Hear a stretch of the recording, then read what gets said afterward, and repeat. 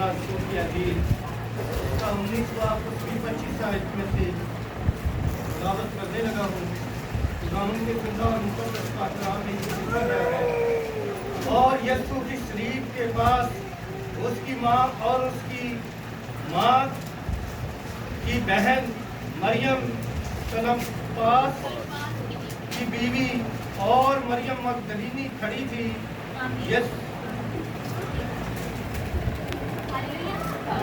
मेरे अजीजों, हम देखते हैं खुदावंद यीशु मसीह की सलीब के पास खुदावंद यीशु मसीह की माँ मरियम और माँ की बहन और क्लोपास की बीवी और मरियम मगदलीनी खड़ी थी। ये चार लोग वहाँ मौजूद हैं। अगर हम चंद लम्हात में हम आगे भी बढ़ेंगे तो यहाँ हमें खुदावंद यीशु मसीह के प्यारे शागिर्द यूहन्ना आरफ भी हमें मिलेंगे कि वो भी वहाँ खड़े थे। ये पांच लोग खुदावंद यीशु मसीह के पास हैं। बहुत से लोगों का ये सवाल उठता है कि जो मरियम के शौहर थे यूसुफ, वो कहाँ थे इस वक्त? खुदावंद यीशु मसीह के और भी बहन भाई थे। कलाम मुक़द्दस में ये बताता है। बहुत से लोग ये भी कहते हैं कि वो कहाँ थे। मेरे अजीजों, अगर हम देखें तो कहा जाता है कि खुदावंद यीशु मसीह के जो दुनियावी बाप थे, मरियम के जो शौहर थे, वो वफात पा चुके थे। जब खुदावंद यीशु मसीह सलीब पे थे तो इस दुनिया में नहीं थे, इसलिए वो वहाँ पे नहीं मौजूद थे।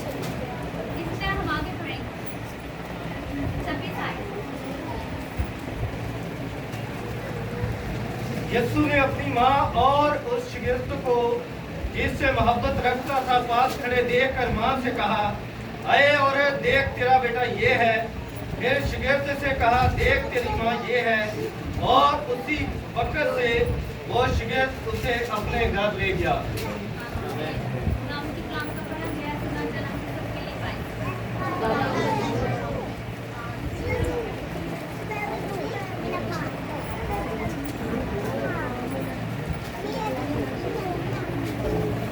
मेरे अजीजों, हम देखते हैं कि कलाम में बताता है कि खुदावंद यीशु मसीह ने अपनी माँ को देखा, उनसे मुखातिब हुए, ऐ औरत, देख तेरा बेटा ये है।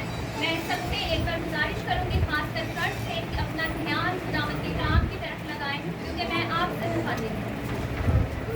तो मेरे अजीजों, खुदावंद के कलाम में मुक़द्दस में खुदावंद अपनी माँ से ऐ औरत कह के मुखातिब हुए। बहुत से लोगों का ये भी पसंद है कि खुदावंद यीशु मसीह ने अपनी माँ को ऐ औरत क्यों कहा।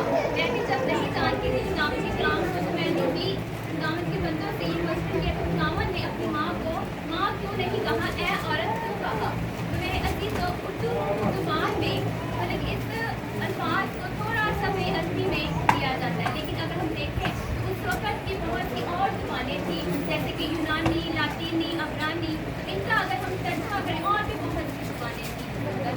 अगर इन ज़ुबानों का हम तर्जमा करें तो ये इसमें जो ये लफ्ज़ है, ये नहायत ही अदब और एहतराम का लफ्ज़ है। जैसे कि हम बड़े को मुखातिब करने के लिए आज के दौर में हम आंटी कहते हैं, और इंग्लिश में देखे जाए मैडम या मोहतरमा, बहुत ही इज्जत का वर्ड था जिसमें खुदावंद ने अपनी माँ को मुखातिब किया, उनकी बात की। तो इसी तरह मेरे अजीजों, हम खुदावंद यीशु मसीह को देखते हैं, उनकी अपनी माँ के लिए मोहब्बत। जब वो दुख में थे, परेशानी में थे, जब मतलब के सलीब पे थे, तो बहुत ही परेशानी और दुख उठा रहे थे, लेकिन उस वक़्त भी उन्हें अपनी नहीं बल्कि अपनी माँ की फिक्र थी। ऐसा ही है, हालेलुया हालेलुया। उनको अपनी माँ की फिक्र थी, तो उनके पास उनको रो रही थी, चिल्ला रही थी। और मेरे अजीजों, ये कलमा हमें बाप की जो शरीयत है उसको भी पूरा होते हुए देखता है। अगर हम देखें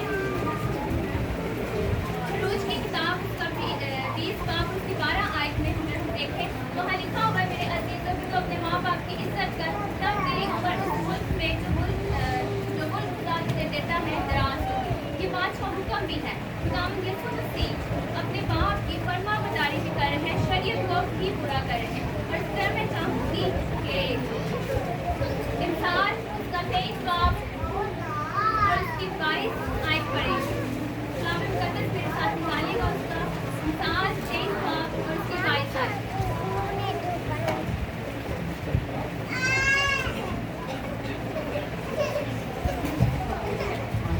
जो निकाल ले वो पढ़ने में रहनुमाई कर सकता है। इंसान उसका 23 बाब और 22 आयत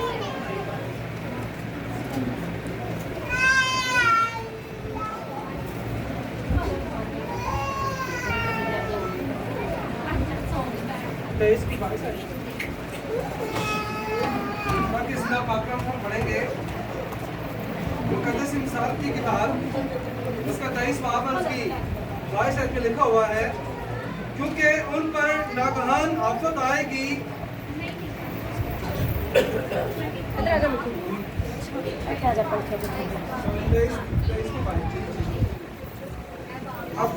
अपने बाप का जिससे तू पैदा हुआ शर्मा हो और अपनी माँ को उसके बुढ़ापे में हकीर न जा।